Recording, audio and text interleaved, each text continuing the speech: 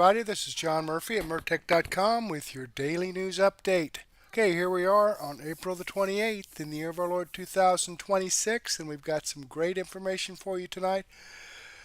I don't have this in my daily news update, but I do have this information in my daily news wrap up.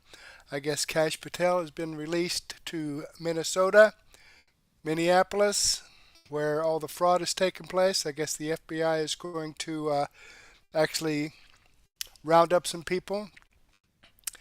And also, James Comey has received an indictment. I believe it was for that 8647 that he was posting all over the place, like take out Donald Trump. And you can understand why, especially some of the information that I'm going to be providing you tonight, that with all the rhetoric on the mainstream media, it's no wonder Donald Trump and people in his cabinet are being targeted, I guess, for assassination because the mainstream media and the liberal left just keeps on and on and on about how horrible Donald Trump is because he's trying to make America great. Heaven for freaking bed. Okay, let's get into this. Let me click Murtech on Rumble, bring us over here to my Rumble channel. This is the live stream we're going over tonight, episode 1901. Let me click onto that. My Rumble channel. Hi, Debbie BS, and hi, Susie Poles 2016. Thank you very much for joining us in the chat. I'll get back with you here in just a moment. All right, let me click the Show More button to expand out the description box. We have information from Dan Bongino, Dr. Steve Turley, also from Vince Dow, and Wendy Bell Radio. Okay, but before we get into that, I need to say goodnight to my girls. Good night. Don't let the bugs bite you. Good night. Don't let the bed bugs bite. All right, see you in the morning light. Love you. Okay. Okay, don't let the tornadoes get you. Okay, folks. They're going to bed a little late tonight. Normally they go to bed about 7:30, 7:45, but they're stayed up a little bit late. But at any rate, TD 1382 just started following my channel. BO Buy just started following my channel. Patriot Ellen just started following my channel. Guy Cobb 1 just started following my channel. Sam Allen just started following my channel. ILDIKO4L Law and Order, okay, just started following my channel. Siggy's Mom just started following my channel. And Letar just started following my channel. And Kermode Bear just started following my channel. So thank you very much, folks, for following my channel.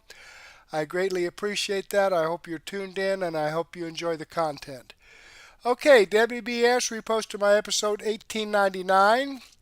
Debbie BS reposted my episode 1900. Jeanette J66 commented on my daily news wrap-up. Uncloudy, Debbie BS, and Cottonball 31 commented on my episode 1900. Debbie BS commented on my extra 682C. And 0516 Lilo 5IMT and Cottonball 31 commented on my extra 683C. Okay, so thank you very much, folks, for reposting my videos and your comments. I enjoy reading your feedback, and I definitely appreciate your support. So let me give this a thumbs up, and it looks like Debbie BS has already given me a comment for this video. Thumbs up number 3. Thank you, Debbie BS. And speaking of thumbs up, right here's the thumbs up icon. If you could slide down and click that with your mouse or poke it with your finger if you're on a phone, that would be great. All right, let's get into this. Okay, Dan Bongino, The Real Insider Threat, episode 2504. Let's jump into this and see what that's all about. So This is a new opening to the show because the doomers, again, are sitting there with egg on their face, clawing, scraping, crying, crapping their diapers, telling you, oh, and everything's happened. So this happened on Fox News this morning. Remember the fraud out in Minnesota? A lot of it exposed by independent journalist Nick Shirley. Well, you know what? No, let's do it in this order. Let's do it the right order. I don't mess it up. This just happened a few minutes before we came off the air.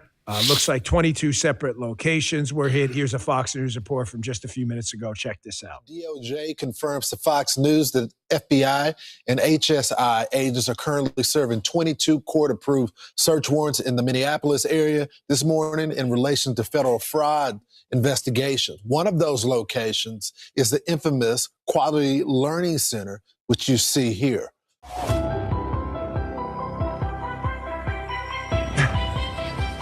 Very good. Very good. I like that.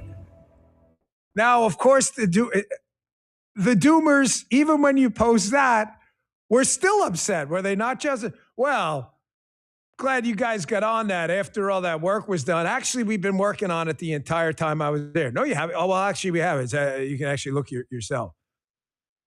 March 20th, 2026, a case that's been going on for a long time. 5 more plead guilty in Feeding Our Futures fraud scheme out there in Minneapolis, Minnesota.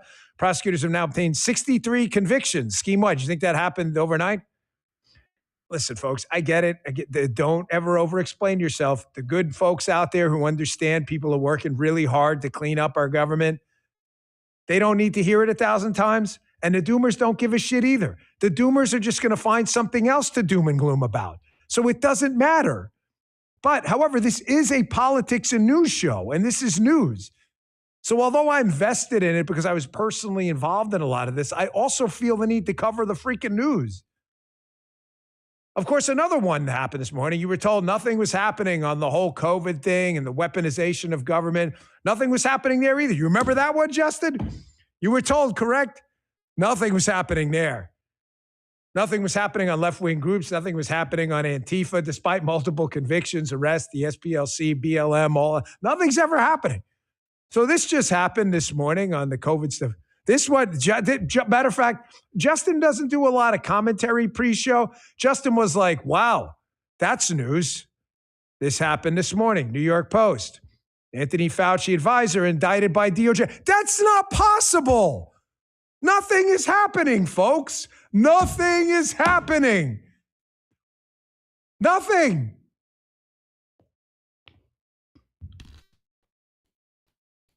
Okay, now, folks, I've told you many times that just because we don't see anything that's happening, that doesn't mean that nothing is happening.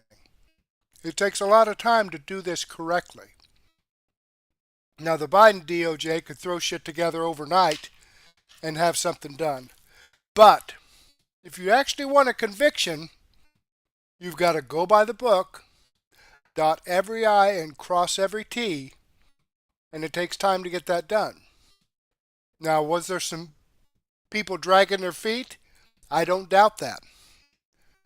The ones that are on the left that's in those agencies. But things are happening. Slowly but surely. You starting to wonder to yourself, like with these doomers or pillars and their liberal media friends, but liberal media friends complain about what's happening. That's the difference. They both want the destruction of the MAGA movement. They come from it from different directions. The liberal media complains about all the stuff that's happening. I just saw one of these dipshits yesterday. This guy I used to be friends with, total moron. I think he's a lawyer. He's got a show. He's just a total tool. I saw him when I was talking about the 2 FBIs, a clip I'll play later on Hannity. Responds, well, what happened to the other one? Gee, I don't know. You could have actually listened to the special today and found out where we noted that roughly 10% of the workforce had separated. Multiple people were fired for weaponization. You could have listened to that, but you don't. You just want to be a dumbass doomer because you wanted to destroy the movement from inside the tent. Now we've had accountability in Antifa, the SPLC, BLM. We had that huge arrest for the Benghazi tragedy. We had Bakush. Everybody's innocent until proven guilty. We now have this COVID case with some indictments. We've had cases. Well, BAL 917. I don't know, considering all the pardons and stuff. I don't know about that one, but folks, listen, it's incredibly important you understand. Incredibly important you understand that this is not a genuine, authentic movement, the Doomers and the Pillars. There is a ton of money floating into the air quotes right-wing ecosystem to create an insider threat from inside the tent. I want you to watch this because there is this deadly symbiote. Like you guys read comics, the Eddie Brock Venom. You have any Venom from the Spider-Man? This microbial thing infects Eddie Brock, becomes his special suit, becomes Venom, right? They work together to do really bad things. There's a symbiote out there too. It's just not a Spider-Man comic. It's nothing to do with Marvel. The symbiote are foreign actors who hate the United States, specific foreign governments with a lot of money, who are floating money into the confusion ecosystem to create a sense of confusion so that everybody can't trust anybody and the whole system collapses. I'm going to play a Bezmenov clip in a minute. I'll show you what I mean. This is intentional and it's happening. This foreign money is very real. When you combine that with left-wing groups and you see the allegations against the SPLC, you see what's been going on with Antifa, you've got a really dangerous witch's brew. That is the real inside threat. These liberal, non-governmental organizations, many of them up to no good, paying a lot of money to basically fertilize violence and hatred. And then you combine it with geometrically more foreign money coming into our own tent to foster division. And it's amazing we even survived this stuff, given how much agitprop you're being subjected to every day. Why am I so outspoken about these ops? Because I've seen things. And I've seen the damage being done by this, and I see what's happening. It's real. These people who are, be careful who you trust. These people telling you, oh, trust me, I'm just asking questions, are not asking questions. They're not asking questions at all. They're being paid to foster division. How do I know they're not asking questions? Because when you give them the answer, they just move on to something else. I want you to watch this. This is a clip on CNBC. This is the Southern District of New York United States Attorney. The United States Attorney is the lead prosecutor for the Department of Justice in districts around the country. This is the big boss. You may have heard of him, Jay Clayton, pretty good guy. Here he is in a hit media appearance on CNBC, and he's talking about these prosecutions, and he mentions something at the end of this I want you to pay very close attention to, in case you think I'm just making all this up. And you think that these people, not you all out there, you watch my show, so we're pretty good. This is like the Compass True North show. But you watch these other shows, people just asking questions, in case you think this is real. It's not real. Most of it's just BS being financed. Here, check this out. Let me tie this to a recent event. I mean, this was horrible. Amplifying somebody like this's message, just stupid. Let's just call it what it is, stupid. Okay. We had a case in the Justice Department last week, the Southern Poverty Law Center. The case, at bottom, and these are allegations, but at bottom, the allegations are that this organization was creating hate in order to expand their mission of combating hate. If that's going on, and it is, it's going on in America. It's going on through organizations like that. It's also going on with foreign actors funding these types of organizations because they want us to fight with each other. So everybody needs to take a step back and say, who is causing me to have these emotions? And are we creating an environment where those emotions are causing us to do things that are harmful to the American public?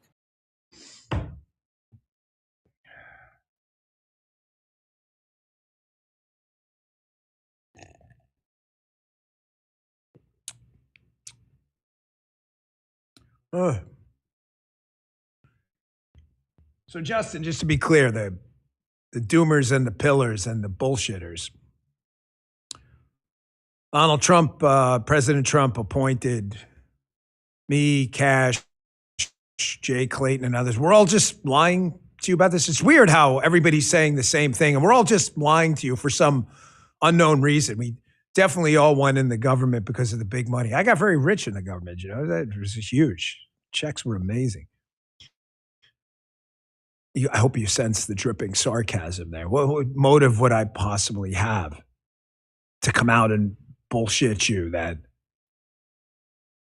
there is a lot of foreign money and influence being pushed and shoved down your freaking throat like syrup of ipecac to confuse you, to get you to not trust anyone, the president, the vice president, Rubio, Hegseth, Patel, me, anyone else. This is all bullshit. Every single thing they told you wasn't happening, has been happening and evolving quite quickly over the last few weeks as years of work. Years, notice years I said, with an S, because some of this stuff, to be fair, didn't even start under us. We just finished it. Years of this work is going on right now. Why are they doing this? Because, folks, foreign actors combined with left-wing agitprop groups have the same goal. How do you collapse the constitutional republic from the inside because we can't beat it from the outside? It's the same goal. It's no different. Everybody telling you this stuff, that when they tell you these crazy lunatic things and they make up these bizarre conspiracy theoretical bullshit out there, I'm really stunned at how many people fall for this stuff without a shred of evidence. Folks, there's a penalty for it. The penalty for it is what I showed you yesterday on the show. How two people who tried to either kill, assassinate, or do significant damage to Donald Trump and his property, i.e. the guy who tried to attack Mar-a-Lago a few months ago with the gas cans, who was killed, and then the suspect in this recent assassination attempt this weekend, they're citing the very same narratives a lot of these foreign actors are injecting into, mainlining into the, American the circulatory system. Man, I'm sorry if you're falling for this and you're promoting this stuff. I am. I'm sorry. I'm sorry that you did not learn better, skills for discriminating bullshit from reality. It's not going to serve you well the rest of your life. And listen, again, these people committing this violence, there is no two sides argument here, folks. There is one side, as I said on Hannity's show last night, there is one side trying to shoot and kill the president and anyone else around him. Look up that, the California case where the guy showed up to the studio with my name and others on there? Well, we've been part of this too. There are people trying to kill us, and then there's us on this side calling out political violence every single place we see it. And it happens to be mostly overwhelming majority of it on the left. There's not a both sides argument. I heard Paul Morrow from Fox, a good friend, say yesterday, I only see the bullets going one way. Me too, Paul. And in case you think you're going to get any apologies from these people, I'm warning you, the left they're done. They're done. They have forfeited any attachment to morality, ethics, human dignity. They're done. They don't care. Hakeem Jeffries, who I called out last night on Fox, is doubling down. We don't need to be civil. We're not asking you for civility. I'm not asking you to shake my hand, give me a pat on the back, give me a dab, right? Respectfully submitted at the end of your emails. I'm just asking you to stop shooting the president. That's it. It's not hard. They are not in any way retreating from this position. You cannot shame shameless people. They don't care. Watch this video. This is Democrat Congressman Raj Krishnamurthy. Here he is, not only not apologizing for any of this stuff, this leftist rhetoric. Here he is. There's this illusion out there that, eventually the left will turn around and come around. They will not. They're not interested. We are in a really dangerous place. Here he is blaming Donald Trump for being a victim of a potential assassination. Check this out. Tremendous as you can understand, concern given the threat levels that are going up in part because of the president and now 3 assassination attempts on him, his very low approval ratings, which unfortunately fuel a lot of disaffection. It's not just him. You may be saying to yourself, wow, that's one example of, one totally disconnected from reality congressman on the Democrat side. No, it's not. I just told you, Hakeem Jeffries, the minority leader in the House, he did the same thing yesterday. We're not going to be lectured on civility. No one's lecturing you on civility. Sometimes in the show, I use curse words and can get emotional about something. I'm not telling you we got to, sit around and drink tea and eat crumpets together, roast s'mores around the campfire while singing gospel music. I would love that to happen. It's not going to happen. We're just asking you to stop promoting agitprop false narratives, a lot funded by foreign actors, some of this funded by left-wing groups that are leading to the president of the United States being shot at and shot multiple times. Okay, I'm going to go ahead and pause this here. I will include this in my daily news wrap-up. But he's right. I mean, I posted, let me jump back here. Okay, I posted this Nick Shirley threats on his life. In fact, the video talks about him getting a threat a couple of months ago that he would be killed on April 27th. He made this video yesterday. I'm assuming he's all right. I haven't heard anything otherwise. But, he showed examples of how these left-wing nuts get on and talking about they want blood to run in the streets. Now, I don't know, but I've heard of a thing called inciting riots and conspiracy to commit murder. Now, I would think that might actually fall within one of those categories, so at least they could be investigated. I mean, when you have these threats on Donald Trump's life, don't you think you could look at some of the mainstream media and say, the rhetoric that you guys are putting out is causing all this? Now,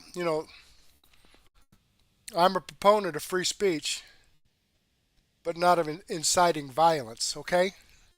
You can't yell fire in a crowded theater. All right, let me jump back here and click on the Rumble link and show you this video does come from the Dan Bongino show. I am following his channel. I've given him a thumbs up. I hope you do the same thing for me. Okay, let's jump back here. Close out the chat, scroll down here and see what Dr. Steve Turley has to say. Redistricting bombshell just dropped as another Democrat switches to GOP. Well, that's good. Let's check that out. Massive turn, and Democrats are panicking. We've got the great Florida governor, Ron DeSantis, dropping a bombshell map in Florida that's going to absolutely blow your minds. At the same time, we've got the Supreme Court obliterating a lower court's attempt to block Texas's 5-seat Republican pickup. We've got another deep red state announcing their redistricting, and we've got another Democrat switching parties. Make sure to stick them to the very end of this video because we got the latest numbers from Cook Political Report on exactly what all these new seats and switches mean for November's midterms. You are not going to want to miss this. Hey, gang, it's me, Dr. Steve, your Patriot Professor, enjoying yet another glorious day in the Trumpian golden age that you made possible back in November of 2024. So if you want a front row seat on how you continue to change the world in ways you never even imagined, make sure to smack that bell and subscribe button. All right, so Florida Governor Ron DeSantis just unveiled a brand new congressional redistricting map for the Sunshine State, and it is a thing of beauty. At the request of DeSantis, Florida state legislators are set to convene in a special session in Tallahassee, specifically to redraw the state's 28 congressional districts. And if the Republican majority state House and Senate approve this redraw, which of course they will, they have supermajorities, the GOP will be picking up an additional 4 seats. Democrats are going from 8 seats to 4 out of the 28 Florida congressional seats, just in time for the 2026 midterm. So DeSantis is looking at a Florida delegation that will go from 20 Republicans to 24 in a state with a 1.5 million Republican voter registration advantage. I mean, this isn't just redistricting. This is a political realignment mapped onto every single congressional district in Florida. And DeSantis knows this works. Back in 2022, his first redistricting maneuver actually helped Republicans secure a 22-8 edge in Florida, flipping 4 seats, which was ultimately a critical reason for why the GOP won the House the majority back in 2022. He's done this before, and it worked, and now he's doing it again. But Florida's only half the story, because right alongside DeSantis's bombshell map, we've got the United States Supreme Court delivering an absolutely crushing blow to Democrat efforts to block Republicans in the great state of Texas. The 5 new Republican seats that the Texas legislature redistricted was blocked by a lower court. That block has now, as of today, been officially overturned by the Supes, 6-3. Obviously, the 3 liberal fanatics, Kagan, Sotomayor, and Otto Penn, dissented, but it didn't matter. The conservative majority held. This is a massive legal setback for Democrats who spent millions of dollars trying to stop Texas redistricting in court, and ultimately it failed. So we'll now have 9 new solid red seats for the midterms that completely wipes out seat for seat, 9 for 9, the desperate antics of Democrats in California and Virginia. Speaking of, the Virginia 10-1 Democrat map is hanging by a thread as we speak in court.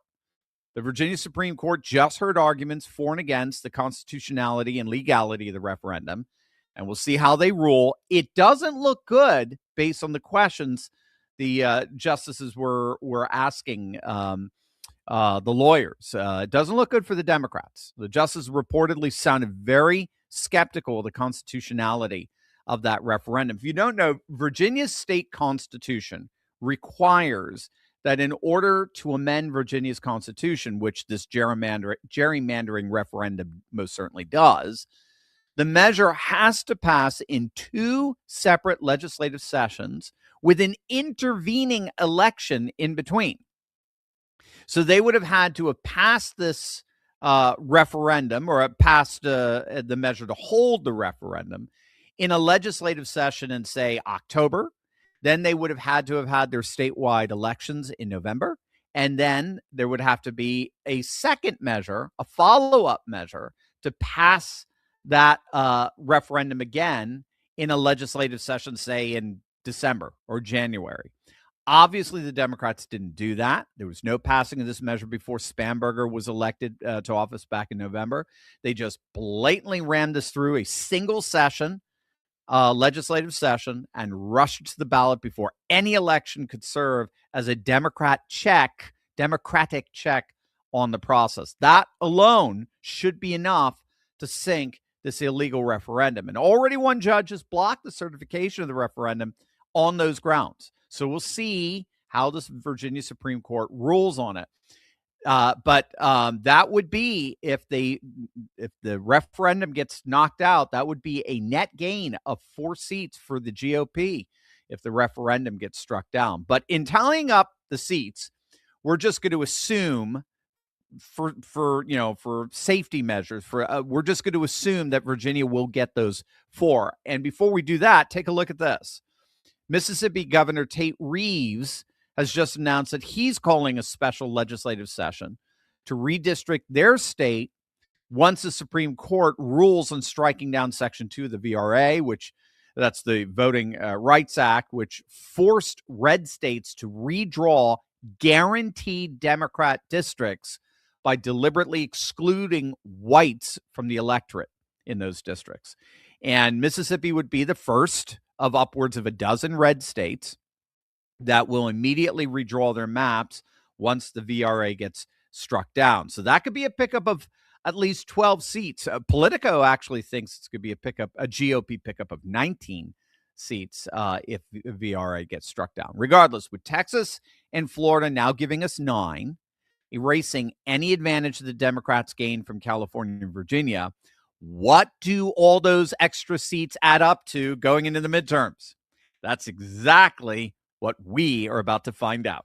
But first, Okay, I want to get past this commercial here, and we'll get back into the stomping ground, back hearing into the news. over and over again, plus free shipping, USA residents only. Great news coming out of the state of New Hampshire, my old New England stomping ground. I'm from Connecticut originally. Their state representative, Dale Gerard, just switched from Democrat to Republican. And it's exactly the same thing we're hearing over and over again from one-time Democrat politicians who've made the switch. He didn't leave the Democrats left him. He's an old-school populist, what we used to call blue dog Democrat, right? Those are the Democrats that voted with Reagan back in the 80s. Many refer to Fetterman as sort of your old-style blue dog Democrat. Old school, they believe in secure borders, economic nationalism, traditional values, old school Democrats. And this fellow just said, that's not the Democrat Party anymore. That's the Republicans. And he noted that he votes almost in complete alignment with the Republican Party in the state assembly there in New Hampshire. So why stay with the Democrats, especially after what we just saw this past weekend with this insane obsession with assassination culture? So the numbers in our ranks continue to swell in all kinds of ways. And that brings us back to the little math here. Where do we stand going into the midterms with all of these new seats in these redistricting efforts? As of the Cook Political Report's most recent April 2026 analysis, the overall House picture shows Democrats favored to win roughly 217 seats versus Republicans who are favored to win in about 202 seats with 16 toss-ups. Now, these numbers already have the 5-seat Democrat pickup from California's referendum, and they just put in the plus 4 seats in Virginia, which, as we noted, is hanging by a thread. It also includes the Texas plus 5 Republican seats, as well as Missouri's, North Carolina's pickup each of 1 GOP seat. What it does not account for are the 4 new seats coming from Florida. Also not included are the 2 to 3 seats that are coming out of the deep red state of Ohio. They haven't dropped their map yet, but they will. They're constitutionally required to redraw their map this year. So if we factor in 6 to 7 new GOP seats into the equation, so 4 from Florida, 2 or 3 from Ohio, that would go then from the Republicans would go from 202 seats to 208 or 209, and the Democrats would fall from 217 down to 213 or 212. And again, that's assuming they hold on to those 4 Virginia seats that are even now being contested before the Virginia Supreme Court. If those seats are struck down, that'll drop the Democrats to 209 seats. And they'll basically be even with the Republicans, 208 to 209, which would be a nightmare for the Democrats. They want to be way, way ahead of Republicans at this point. So if the Republicans are sitting solid at 208 seats as we speak, all they then have to do is win 10 toss-up seats. That's it. They win 10 toss-up seats, they keep the majority. And they have all the power of the presidency to do it. They've got hundreds of millions of dollars over the Democrats, who are basically broke at this point, to do it. And keep in mind, if we get the VRA decision overturning dozens of Democrat districts in red states, that changes absolutely everything. So all of this is to say that given how midterms almost always suck for the party in power, there's only been 3 times in the last century where the party in power has not lost seats in the House, okay? midterms suck. There's just no way around. It's called the pendulum swing. There's no way around that. That said, the Republicans are in very, very good shape to either hold the House or at the very least keep the Democrats' gains to as minimal as possible. That is what we'll be keeping our eyes on in the days and weeks ahead. So what do you guys think? Let me know in the comments section below. What are you looking most forward to? Okay, I'm going to go ahead and pause up there and click the Rumble link. And okay, this November, folks, we need to get out and vote. You need to tell your friends to get out and vote. We need to be as on this. We just need to be on it.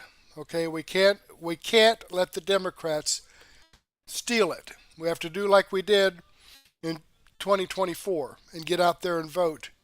Make it too big to rig. Okay? Okay, coming over here, clicking the Rumble link. This video does come from Dr. Steve Turley. This is a video I shared with you. I'm giving him a thumbs up. I hope you do the same thing for me. All right, we might run a little bit over tonight, folks, but good information. Let's jump back here and see what Vince Dow has to say about Trump eviscerates 60-minute reporter after new details exposed liberal media in shooter Manifesto. Okay, let's check this out. He had attended a No Kings protest in California. No Kings. Yeah. What did security tell you about what may have been his motives? The reason you have people like that is you have people doing no kings. I'm not a king. What I am, if I was a king, I wouldn't be dealing with you. So we have for you some of the latest updates on this would-be Trump assassin, and we'll tie that directly into the 60 Minutes interview that Trump gave tonight and the exchange that took place there, because let me just put it this way. No matter how much the media attempts to obfuscate, deflect, or deny the true nature of what happened here, if they want to argue, oh, we don't really know the motive yet, even though we pretty clearly do, that the more we learn about this shooter, Cole Allen, the worse it simply looks for Democrats. I don't know. Perhaps there is a reason why Democrats, within minutes of this happening yesterday, before anyone knew what really just went down, were already rushing to call the whole thing fake and staged. I don't know. Maybe they were trying to get ahead of something. Maybe leftists had a strong inclination that after months of celebrating, encouraging, and openly endorsing political violence, that one of their average normie supporters would take that message quite literally into his own hands. Because now that we do have the guy's full social media history, we have his manifesto too as well, by the way, we're not only just confirming the instincts we received yesterday that, yeah, this was like an anti-Trump left-leaning guy, but that it turns out that Cole Allen, the teacher educator guy from California and the Kamala Harris donor of 2024, this is very important, was not some type of hardcore revolutionary communist. He wasn't a big-time Antifa style of guy, or likewise, he wasn't some type of hardcore jihadi Palestinian Iranian liberation guy, right? We're not even talking about necessarily the political fringes of the left here. No, indeed, he was what you could describe, frankly, as the average, normal, median Democrat voter. You know, this is a guy who supported Kamala Harris, watched MSNBC apparently, you know, was attending No Kings rallies, retweeting normal Democrat politicians, et cetera, et cetera. And that honestly proves a very important point that we've been making for a long time, which is when we say the left has a political radicalization problem, some people can occasionally look and say, oh, well, look, this crazy far-right schizophrenic guy committed something, and therefore that reflects on the right wing. Okay, here's the difference, though, is that, sure, even in the case of a presidential assassination coming from the left, you might suspect that guy to be of some fringe, crazy, out there ideology. But you read his manifesto, you don't detect any degree of schizophrenia or what might immediately ring off as hardcore mental illness. Don't get me wrong. I think the average person who is engaging in this type of stuff or believes this type of stuff is indeed mentally ill. But keep in mind, it's not like this immediately schizophrenic all over the page style of manifesto. This guy does not appear to be some type of hardcore revolutionary communist figure. He's just a resist lib. He's just the blue sky using normal No Kings Democrat. And indeed, that is the entire point. We've been trying to say for months, when we say the Democrat voter base is radicalized, we're not just talking about Antifa or the Palestine activists. No, we're talking about the normal people who show up to these No Kings rallies. Ask them how they feel, by the way. You can see what happens when any conservative person tries to remotely interview them, how crazy they actually are. But please do understand, this is the normal Democrat voter. And that is the issue that Democrats, if they were remotely honest and not cheering this stuff on, would have to confront, is that there is not much of a huge separation between the hardcore Antifa guys, frankly, and the like normal No King style Democrat voter base. I think you begin to realize they are by and large the same. And we'll get into some of that here today, guys. But again, full confirmation by now, he was there to assassinate Trump and the administration officials. We're yet to see evidence from the left wing that it was actually staged or fake or a false flag. Not sure, by the way, why in a false flag you would leave the patsy alive so that he can squeal and talk and potentially expose the issue. I'm not sure what's going on there. Not exactly sure, too, by the way, why you would choose a patsy who was working in the education system, has a social media background. Like, people know this guy. They're familiar. He's had a lot of interactions.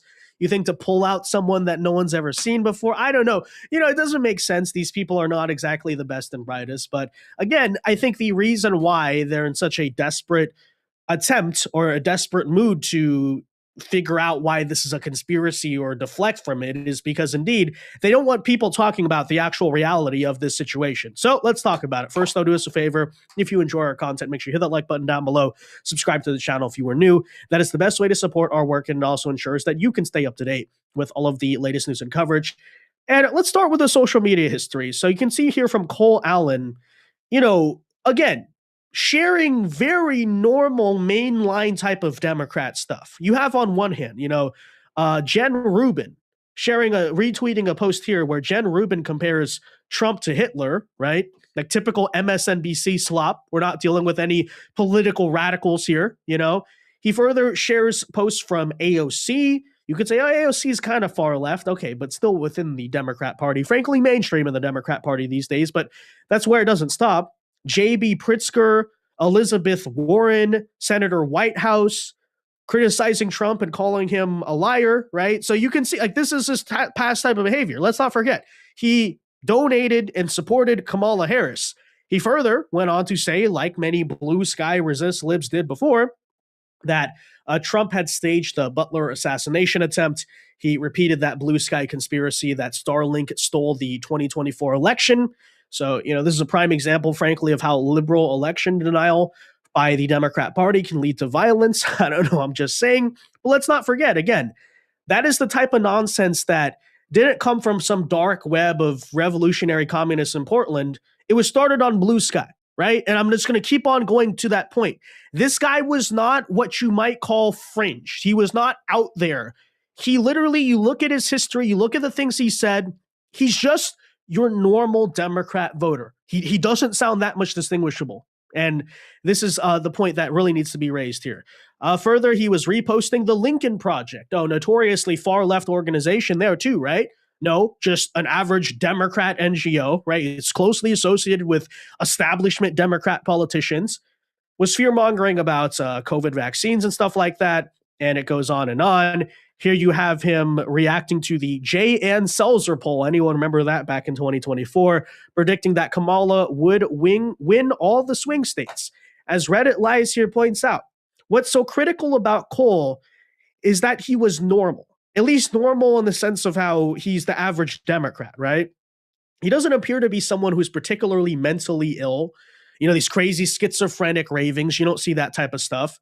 Now, he is mentally ill in a sense, but if he's mentally ill, that honestly reflects really poorly on, again, the average Democrat voter. Nonetheless, he wasn't truly a far left communist. Now, you could argue to an extent he is because the average Democrat actually is, and there's not a separation. That's the entire point. But again, if we're to entertain this idea, the Democrat Party isn't completely in touch with their own radical, hardcore, militant Antifa characters out there, then let's entertain the idea. Okay, supposedly this guy is not a quote-unquote far-left communist.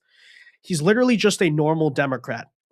A normal, quote-unquote, sane Democrat tried to kill the president, which is exactly why the hour is later than you think. That's the entire point.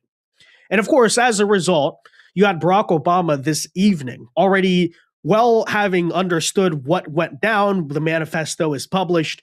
We have him trying to argue, although we don't yet have the details about the motives behind last night's shooting at the White House dinner, it's incumbent upon all of us to reject the idea that violence has any place in our democracy, except the issue is, of course, we do have the motive. We not only do we know who this guy was, but I'd like to point out, by the time Obama put out this slop, this absolute garbage, we indeed also received the manifesto, which you can find in full on the internet for yourself. But to summarize it, he starts off by saying, "Hello, everybody," in exclamation marks in an extremely effeminate way, but very typical to how I would expect a 31-year-old, potentially rainbow person, teacher from Torrance, California to be talking. So, he goes on to apologize to his family and friends for not telling them about what he was supposed to do, blah, blah, blah. But again, notably, not really written like some crazed, lunatic, schizophrenic person. But he then goes on to, first of all, confirm he was targeting Trump administration officials. So again, the speculation going in was, well, the media was there. Was he target the media? He basically says he doesn't want to have to hurt any hotel security or Secret Service or police if possible. But if they get in his way, then that's collateral damage. But he's hoping it doesn't come to that unless, he has to shoot back in self-defense, quote unquote, right? As for the... Okay, I'm going to go ahead and pause this here. The link to this is in the description box if you'd like to hear more of this, but I want to move on to some Wendy Bell. But the point is, the Democrats are calling this a staged event, okay? They can't believe anything that is true. They don't promote anything that's true, and they can't believe anything that's true. Isn't that amazing? Isn't that amazing? Okay, my wife and I are, we have some tomato plants. We got them a little early. I got them on sale. We put them in pots, keep them outside. Now, it's supposed to get chilly tomorrow night and down in the 40s, and we're going to bring them in because we don't want, to get frostbite. We don't want something to happen that the temperature drops and they get frostbite. That'll kill them. The day for the frost freeze safe day is May 10th. So we're going to get a pretty good head start on them if we remember to bring them in so they don't get frostbite. But people are saying this is climate change. This is all due to climate change, this weird weather. Really? Because I can remember back when I was a kid, like 70 years ago, and this has probably been going on for centuries, as far as, okay, in Indiana, in central Indiana, you don't want to plant your tomatoes before May 10th. But now all of a sudden it's climate change that's causing this weird weather, like, cold nights and warm days. You have to turn on the air conditioner during the day and turn on the furnace at night. It's been going on as long as I've been around that I can remember, folks, and probably a hell of a lot longer than that. But at any rate, this video here does come from Vince Dow. I am subscribed to his channel, giving him a thumbs up. The bottom line is Democrats cannot believe the truth, and they cannot tell the truth. It's amazing. Okay, let's jump back here. Here we go. Let me slide down here and see what Wendy Bell has to say about stop trying to kill the president. Well, that's a good idea. I wish I would have thought of that. Here we go. Let me get this up here. Whom at least hammering understand why they are gunning for Kash Patel. Let me back up just a tad here. The Democrats want you to believe that it wasn't 11 years of them hammering home the same lousy messages that led to the third assassination attempt against President Trump in 2 years. The Democrat Party doesn't ever want to say, you know what, we did that. They want to say, well, both sides are at fault here. The president and the things that he puts out on social media, they're so incendiary. Well, no, that's not true. The president tells the truth. And a lot of people out there can't handle the truth. I, for one, am starving for it. And it's all sort of kind of making some sense now. You know, there was a while about a month and a half ago, and Brock will remember, it was as though the oxygen in the universe was getting sucked out to sea. There were no stories. It was like nobody was talking about anything. It was all very quiet out there, like you're in the eye of a storm. And now I think we understand. Now I think I understand why they're gunning for Kash Patel and literally trying to kill President Trump. We've got 4 breaking news stories for you at this moment to tell you. And I'm just going to say to anybody out there who doesn't understand that a decade of hammering home that President Trump is a racist, that he's a homophobe, that he's a fascist, that he's a Nazi, that he's a pedophile, that he's a threat to democracy, that he's this or he's that. Ultimately, ladies and gentlemen, it leaves a mark. And you know with whom it leaves the greatest blemish? It almost becomes an infection. It's a group of young men, I'm just going to say it, who are lonely, who are wandering, who are products of the schooling situation that has made them this on a timer clone trooper ready to burst. That's what this has done to our country. That's what that drumbeat of constant narrative about this president, not ever giving him a freaking chance, not ever giving him some grace, not ever letting him have an initiative without running to the courts to stop it, not ever treating him fairly in the media. And the Democrats are like, what? We didn't do anything. That's not what I meant. It's disgusting. We are above that, and unfortunately, they are not.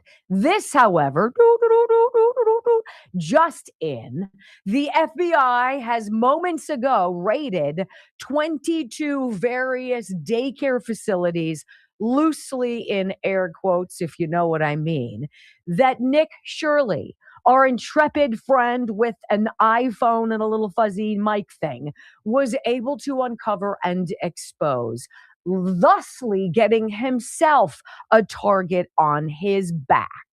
22 businesses, including the Quality Leering Center, have been raided.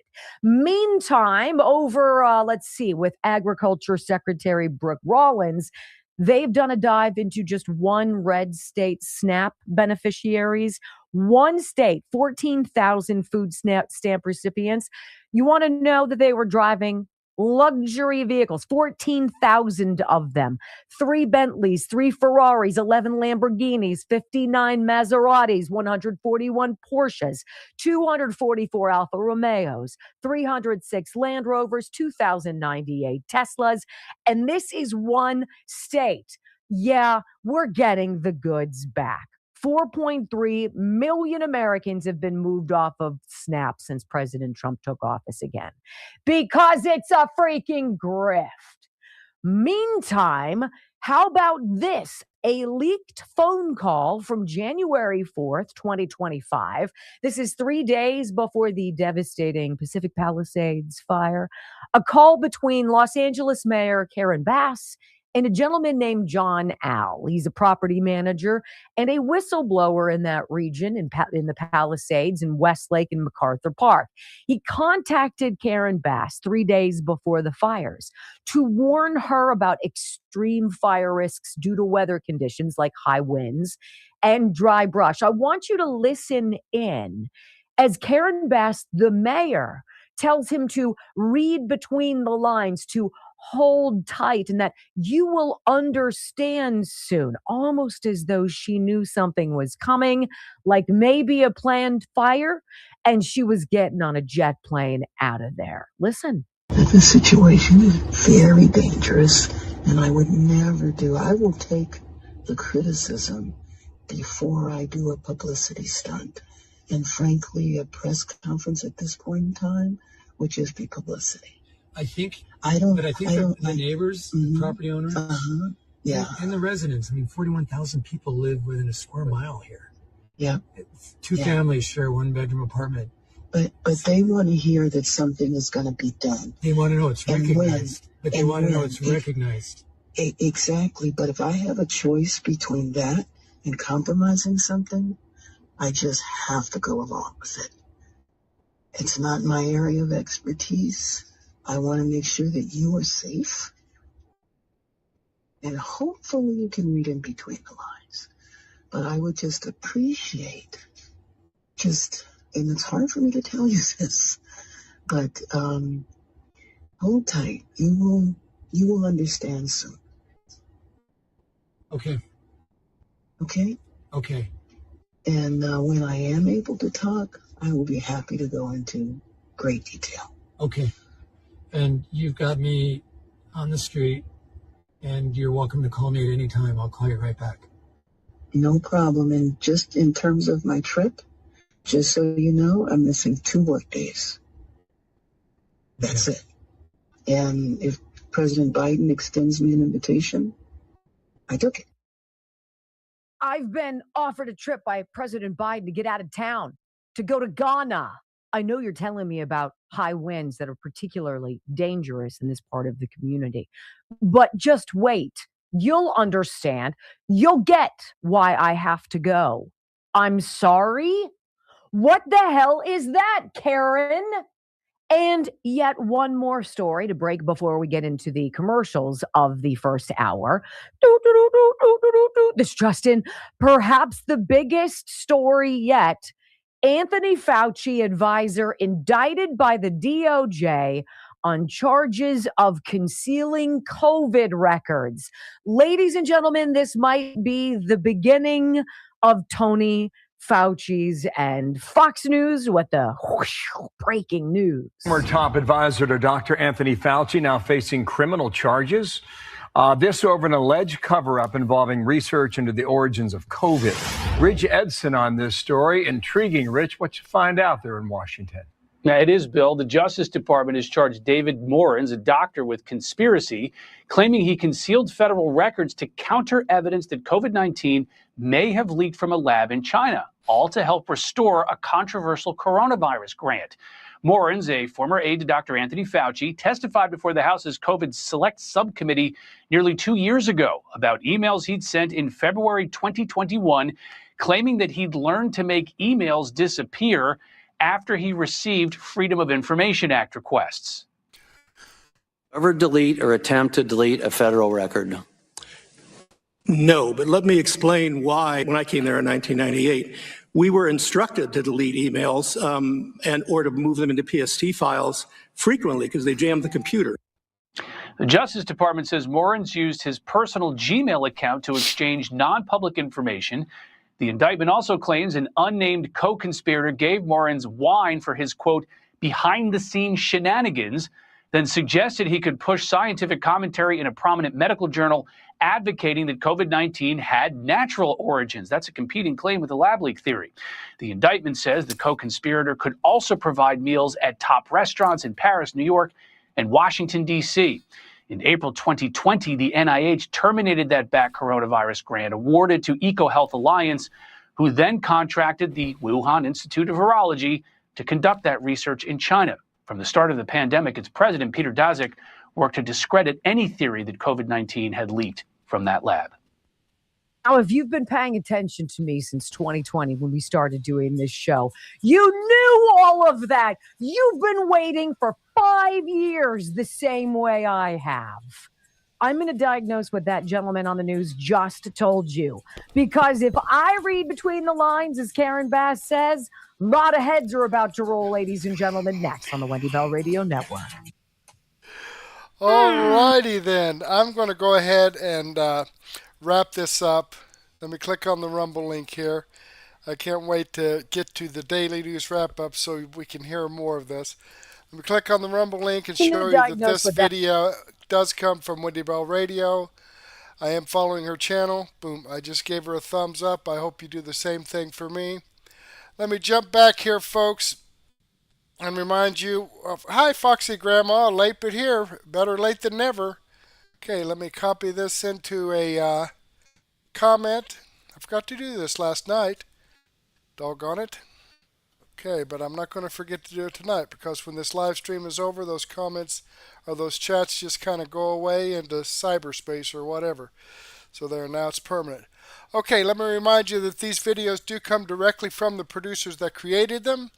I have the link here to the videos in the description box, as well as the link to the producer's channel here in the description box if you want to check out other information that they might have. Also, jump over here to Murtec.com. I post these videos on Murtec.com, where I have over 40 no-nonsense, common sense, logic, and truth videos. Here's the Wendy Bell video right here that I shared with you. Here's the Dan Bongino video I shared with you. Here's the Dr. Steve Turley video I shared with you. The link to Murtec.com is in the description box. It's a free site. I don't ask for your name. I don't ask for your email address. I don't drop cookies on your computer. I'd like to share all this information with you. Unfortunately, I don't have the time to do so. And that's why I've put together my daily news wrap-up playlist for that. This is my playlist here. I've got Wendy Bell. We're going to take off where we left off here in this podcast. And the Dan Bongino show, same thing. Then we've got some information here about warrants issued as FBI raids Minnesota from American Center for Law and Justice. FBI just raided the Quality Learning Center in massive Somali fraud crackdown with Benny Johnson.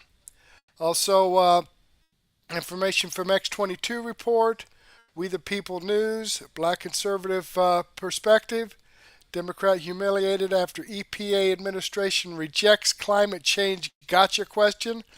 There you go. Walsh goes silent after FBI raids Minnesota from Devoy Darkins. You won't believe what the Iran war just revealed with Dr. Steve Turley. Information from news. Oh, this is a good one here from Viva Fry. I might have to move that up to the top of the list. James Comey indicted for 8647 Instagram post. Yeah, I'm going to just go ahead and move that up here. Move it past Wendy Bell and Dan Bongino. There you go. So that'll be up in the top of the list as well. Great information, so don't miss this, but go ahead and take a break right now. Grab a cup of coffee and a donut, or a sandwich and a soft drink or a beer, or a nice glass of wine and some cheese, and meet me back here in about 15 or 20 minutes. Give me a chance to set this up in Rumble Studio. Before I finally close out, I do want to share some information here from Access Med powered by Trinova Health is a revolutionary telehealth service that offers fast, free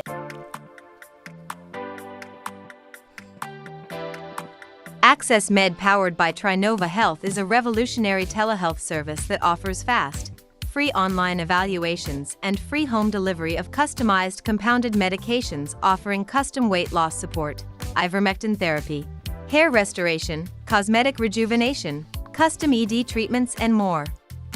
You can complete your visit in less than 10 minutes, and there's no subscriptions or recurring fees ever.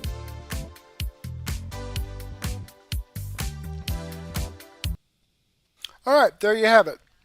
So with that being said, please hang in there. Meet me back here in about 15 minutes. In the meantime, I do want to thank you for spending your time with me this evening. Hopefully, I'll get to see you again later, and may God bless.